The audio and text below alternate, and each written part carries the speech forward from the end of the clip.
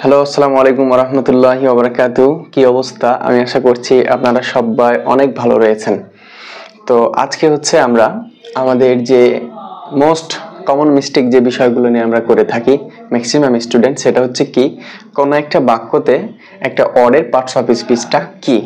মানে in general আমরা যেটা জানি একটা অডের পার্টস অফ স্পিচ কি, বাক্যে কিন্তু সেই পার্টস অফ স্পিচ হিসাবে ব্যবহৃত নাও হতে পারে।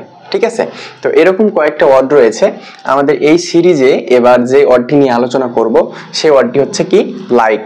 সেই ওয়ার্ডটি হচ্ছে কি ভাইয়া? লাইক।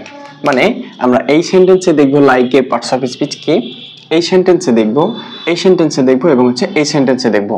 ঠিক আছে, ইন জেনারেল লাইক কি আমাদের? লাইক হচ্ছে আমাদের কি ভার্ব। লাইক মানে কি? পছন্দ করা।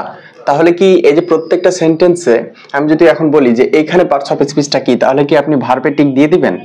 দেন, সমস্যা নাই, দিবেন, ভুল হয়ে যাবে। ঠিক আছে, কিন্তু দেওয়া যাবে না।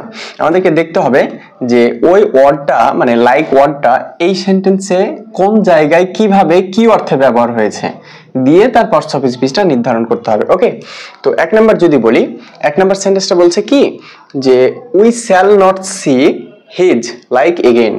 মানে আমরা তার মতো আর কাউকে দেখতে চাচ্ছি না। যদি বাংলা অর্থ করি তাহলে এরকম একটা হচ্ছে। তো এইখানে আমি যদি বলি আপনাকে যে লাইকের পার্টস অফ স্পিচটা কি, বলেন। এই সেন্টেন্সে লাইকের পার্টস অফ স্পিচটা হবে কি? ভার্ব। ভার্বে টিক দিলে কিন্তু ভুল হয়ে যাবে। হ্যাঁ, এখানে লাইকের পার্টস অফ স্পিচটা হবে হচ্ছে নাউন। কি হবে ভাইয়া? নাউন। এখন কথা হচ্ছে যে কি করে বুঝলেন যে এখানে হচ্ছে লাইকটা ভার্ব না হয়ে নাউন হলো? টেকনিকটা হচ্ছে এই যে এখানে দেখেন হিজ।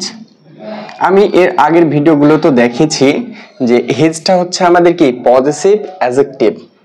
পজিটিভ অ্যাডজেক্টিভ সম্পর্কে যদি আপনি না জানেন তাহলে প্রিপোজিশন প্রোনাউনের যে একটা ছক আছে না, ওইখানে গিয়ে জাস্ট দেখে আসবেন যে কোনটি হচ্ছে আমাদের পজিটিভ অ্যাডজেক্টিভ। ঠিক আছে, ওইটা দেখলে আপনারা জেনে যাবেন। তো পজিটিভ অ্যাডজেক্টিভের পরে আমাদের কি বসে ভাইয়া? পজিটিভ অ্যাডজেক্টিভের পরে আমাদের অলওয়েজ নাউন বসে। ঠিক আছে, তাহলে পজিটিভ অ্যাডজেক্টিভের পরে যেই ওয়ার্ডটি থাকবে সেইটি হবে আমাদের কি? নাউন। ঠিক আছে, ঠিক আছে, বোঝা গেল?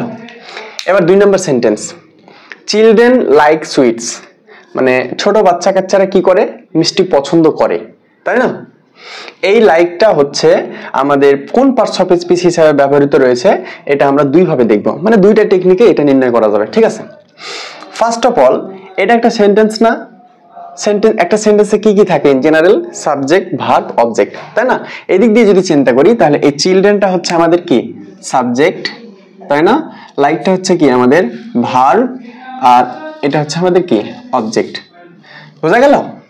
এটা হচ্ছে একটা মানে ইন জেনারেল সেন্টেন্সের স্ট্রাকচার দিয়ে আমরা এটা বলে দিতে পারি যে সেন্টেন্সের স্ট্রাকচার সাবজেক্ট, ভার্ব এবং হচ্ছে আমাদের অবজেক্ট। এই দিক দিয়ে আমরা বলে দিতে পারি এই লাইকটা হচ্ছে আমাদের কি?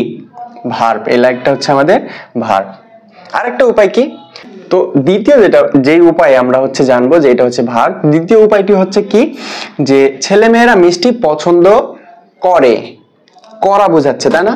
আর আমরা জানি যখন কোনো ওয়ার্ড থাকা, খাওয়া, করা বোঝাবে তখন সেটাকে কি বলা হবে?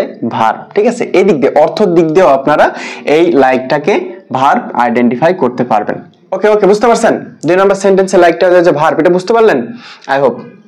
এবার তিন নম্বর সেন্টেন্স বলছে কি যে they are men of like build and structure. মানে ওই মানুষগুলো একই গড়নের, একই রকম দেখতে। তো এখন এই লাইকটার পার্টস অফ স্পিচটা কি? বলেন বলেন ভাইয়া, বলেন এই লাইকটার পার্টস অফ স্পিচ কি? কি ভার্বে টিক মেরে দিবেন যে লাইক যেহেতু পছন্দ করা ভার্ব? টিক দিলে কিন্তু ভুলে যাবে। ঠিক আছে, আমরা এখন দেখি যে এই লাইকটা হচ্ছে আমাদের অ্যাডজেক্টিভ। এই লাইকটা হচ্ছে আমাদের কি? অ্যাডজেক্টিভ। এখন কথা হচ্ছে কি করে বুঝলেন ভাইয়া এটা অ্যাডজেক্টিভ? কি করে বুঝলেন? এই যে দেখেন, এটা আমরা হচ্ছে দুই ভাবে দেখব। এক নাম্বার হচ্ছে যে এই যে দেখেন পুরোটা বিল্ড অ্যান্ড স্ট্রাকচার, এটা হচ্ছে একটা কি? Noun phrase. এটা হচ্ছে কি ভাই? একটা, এটা হচ্ছে একটা নাউন ফ্রেজ। নাউন ফ্রেজ, ঠিক আছে? আর নাউনকে মডিফাই করে কি? অ্যাডজেক্টিভ। সেই দিক দিয়ে আমরা এটা খুব সহজেই বলতে পারি যে এই লাইকটা হচ্ছে আমাদের কি? অ্যাডজেক্টিভ। ঠিক আছে, এটা হচ্ছে একটা ওয়ে। আরেকটা ওয়ে কি? আরেকটা ওয়ে হচ্ছে যে এই যে স্ট্রাকচারটা দেখেন, অর্ডার অফ ওয়ার্ড, গত ক্লাসে বলেছিলাম প্রিপোজিশন, অ্যাডজেক্টিভ প্লাস হচ্ছে আমাদের নাউন।